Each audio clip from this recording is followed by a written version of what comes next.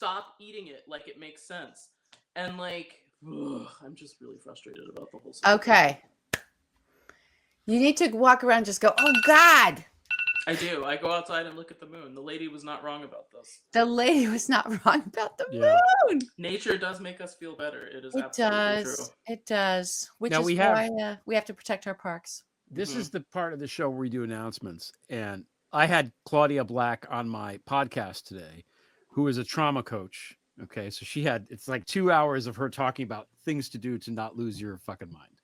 So one of the things you should do when you're mad is to just push down on something and just vocalize what it is that makes you mad. Like, I want a Cybertruck. And it does work. It makes you feel better.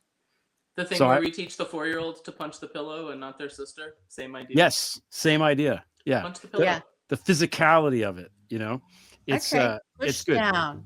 Push down or push across, push a wall, and vocalize what it is that you're thinking that we're not allowed to say the day before the Ides of March. It's okay to say that in your rage, in your room in private. In your room in private. You can say that's not a chill. I guess we can. You can say, I don't like Severance this season. You can say these things. I don't. I can't get into that show. I don't know why people are so into it. Maybe it's great if I can get past the first episode, but I can't. I can't do it. The first season is really great. I'm sure it is. Season. But it's just I've never. It's not for everybody. It's not for everybody. The thing we can actually bring into the announcements, and this is a strange announcement, but I think it matters. I have finally watched Andor. Ooh.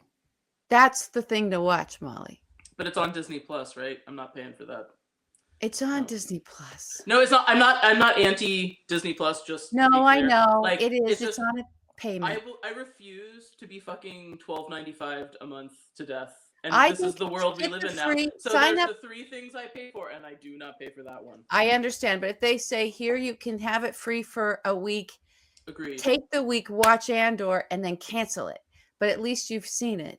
It's so wonderfully, because it's Tony Gilroy, and he's writing about what actually is the spark that it takes, and it's not how you expect it to go, to start a resistance and the vision and the contrasting visions and points of view of whether it's a long game or you have to making a choice between playing a long game and making a sacrifice and doing what you know is right in the moment.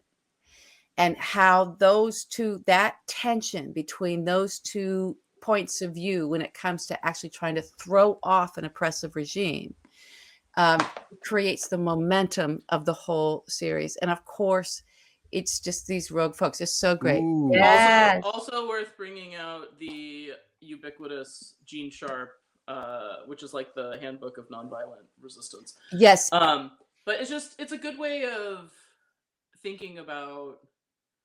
For me, I have my students read it as because we're studying about Russian power and Russians are so good. The Russian state has always been so good at creating systems of control. So understanding how to get how to subvert that is very important. But reading it from the perspective of how is it that people who are looking for more authoritarian systems of control try to apply that control to you, and how should you be thinking about it? These are just things that Americans don't understand, and not because we're dumb. But we have been enormously fortunate to live in a country where people are not threatening to take away our fundamental democratic rights for these 250 years. Yes, there have been weird things. And yes, there are citizens in this country who were not fully citizenified in various periods in our history and have fought for their rights the same way that we are sometimes very easy. We sometimes forget exactly how much people had to fight for their full rights in this country.